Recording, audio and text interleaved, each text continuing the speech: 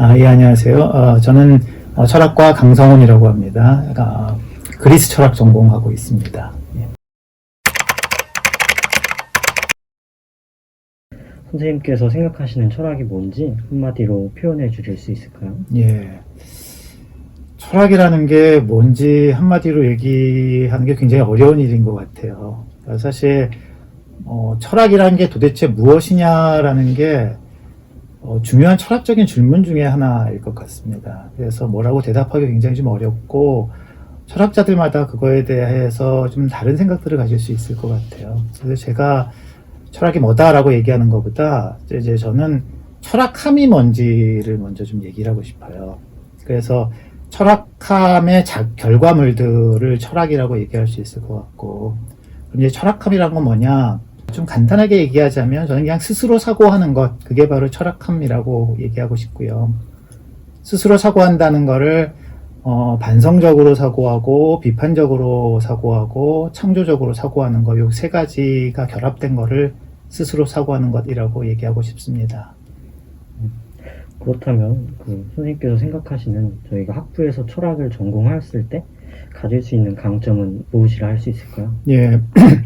아마 이제 철학함의 결과물들이라고 이제 생각을 한다면, 이제 특히나 학부 교육에서 이제 철학을 하는 거는 바로 철학함을 배우는 과정이 학부 과정에서 이제 철학 수업들일 것 같아요. 그럼 이제 철학함을 배우면 뭐가 좋은가? 이제 그거를 이제 얘기해야지 될 것 같은데, 아까 조금 전에 말씀드렸던 이제 스스로 사고한다라는 게 이제 반성적으로 그리고 비판적으로 그리고 창조적으로 사고한다라는 것은 다른 말로 하자면 사태를 좀 더 깊이 들어가서 보고 그 깊이 들어가서 본 것들을 내가 좀 따져보고 그리고 그거를 이제 남에 의존하지 않고 내 스스로 그 작업을 하는 것들이라고 볼 수가 있을 텐데요. 이런 작업들이 갖고 있는 장점이라는 거는 넓게 보자면, 그러니까 우리가 세상을 살아가면서 여러 가지 데이터랄 그럴까요? 그러니까 어떤 사물들, 세계와 접하게 될 텐데, 내가 접하는 그 데이터들을 내가 잘 처리할 수 있게 해주는 것 같아요. 철학이라는 것이. 그러니까 그 철학함이라는 것이. 그래서 학부에서 이제 철학 수업을 듣고 이제 철학을 배우면 그런 것들을 배우게 되니까 조금 살아가는데 좀 더 잘 살 수 있는 어떤 계기가 될 수 있다라고 얘기할 수 있을 것 같고요. 좀 더 좁은 차원에서 얘기를 하자면,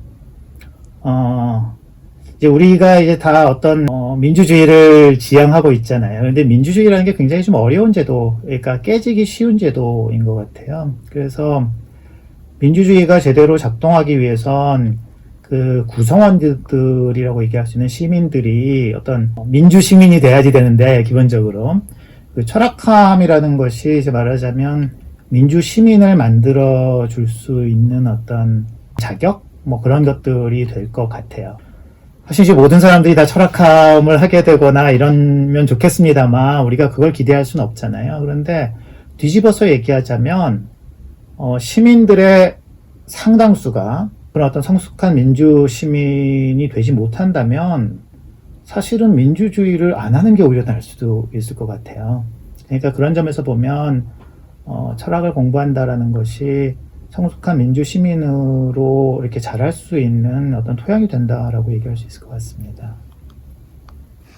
그럼 철학함을 배운다는 입장에서 현재 선생님께서 맡고 계신 철학과 강의가 저희한테 어떤 영향을 줄 수 있는지에 대해서 약간 설명을 해주세요.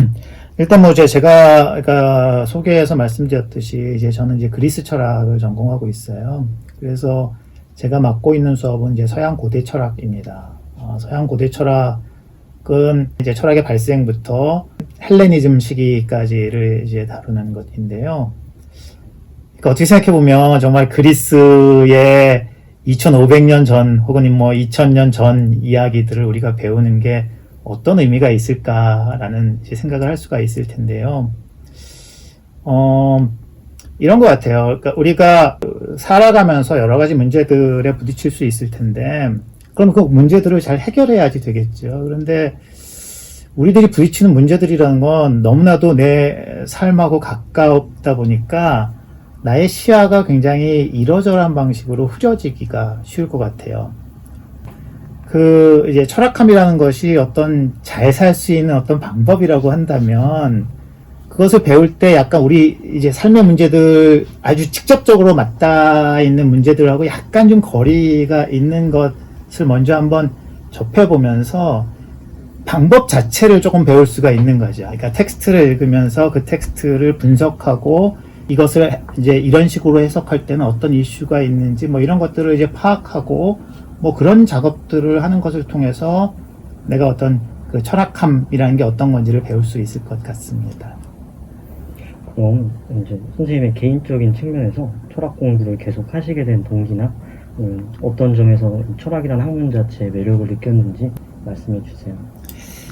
일단은 아마 요즘에도 그런지 모르겠는데, 그러니까 저 때만 해도 이제 철학과 올 때는 약간 뭐랄까요, 사춘기적인 그런 감성 같은 게 좀 있었던 것 같아요. 그러니까 저도 이제 고등학교 때 그냥 그 실존적인 고민들 뭐 이런 것들 때문에 이런 거 해결하는 게 철학인가? 라고 생각하고 이제 철학과를 왔어요. 근데 막상 와서 보니까 철학이 내가 고등학교 때 생각했던 거하고 좀 다른 것 같더라고요. 그래서 처음에는 약간 좀 실망도 좀 하고 그랬었던 것 같은데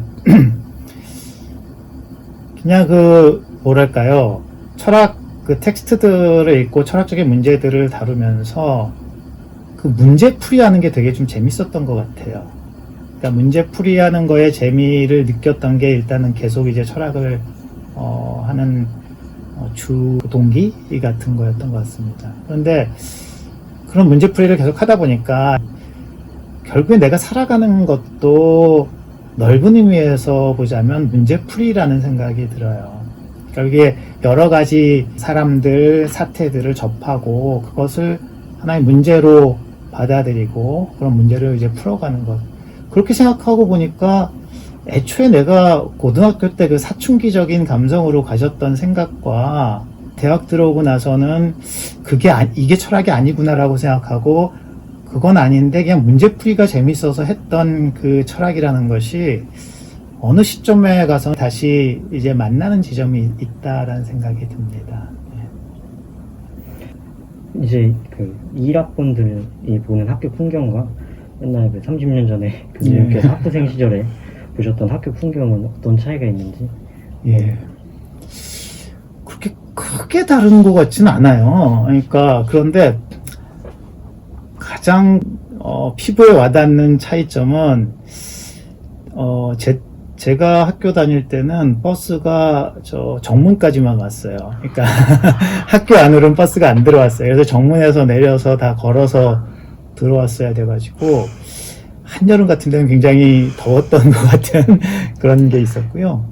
일단 건물들이 훨씬 적었죠. 건물이 굉장히 많아진 것이고 그 밖에는 그렇게 큰 차이는 없는 것 같습니다. 올해 1학년을 지내게 되는 1학번 새내기들은 어떤 활동을 하는 게 좋을까요? 학점에 집중해야 된다든지 아니면 어떤 인간관계를 가져야 된다? 이런 거에 대해서 약간 말씀을 나눠주시면 감사할 것 같아요. 예. 저 때만 해도 그 고등학교 때 사춘기적인 감성을 가지고서 이제 철학과에 들어왔다고 이제 말씀을 드렸는데 어쩌면 그 사춘기적인 감성을 요즘 학생들도 그대로 똑같이 갖고 있는지 저는 약간 좀 잘 모르겠어요. 그러니까 중고등학교 과정이라는 게 다 입시라는 거에 딱 치우쳐져 가지고 그거에 맞춰져서 이런저런 일들을 하니까 중2병이나 무슨 사춘기적인 감성이나 이런 것들이 어떻게 보자면 삶의 한 단계에서 좀 거쳐가야지 될 것인 것 같기도 하거든요.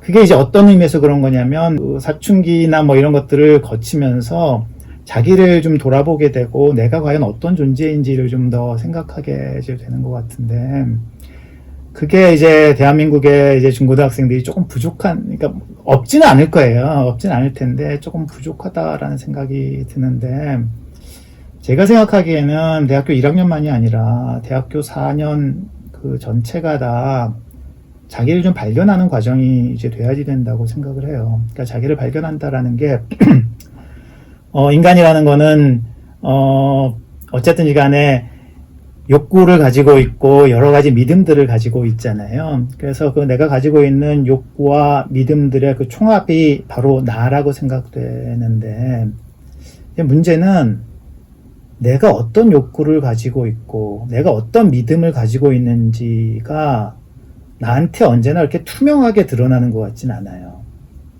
그러니까 나는 굉장히 다양한 욕구들을 가지고 있고 다양한 믿음들을 가지고 있다라고 내가 생각을 하는데, 어떨 때 보면 그 믿음들은 서로 상충하기도 하고 욕구들도 상충하기도 하잖아요. 단순히 상충하는 것만이 아니라 어떤 믿음과 어떤 욕구들은 내 영혼에 좀 더 깊이 들어와 있고 어떤 것들은 굉장히 표피적인 것들일 것 같아요. 그리고 또 그 깊이 들어가 있는 그 믿음이나 욕구 같은 것들은 때때로 나한테 잘 드러나지 않을 수도 있어요. 그런데 또 아이러니하게도 나의 삶의 방향을 지우는 것은 그 깊이 있는 믿음과 욕구들이란 말이에요. 그러니까 대학교 1학년이 말하자면 내가 과연 어떤 욕구들을 가지고 있고 내가 어떤 믿음들을 가지고 있는지를 좀 알아가는 시간들이 되면 좋겠습니다. 그리고 그러기 위해서 뭐 수업을 들으면서도 약간 그걸 의식하면서 수업을 듣기도 하고, 무슨 이제 동아리 활동이나 뭐 비교과 활동 같은 것들을 하면서도 자꾸 나를 발견해가는 그런 작업을 하면 좋겠다라고 생각합니다.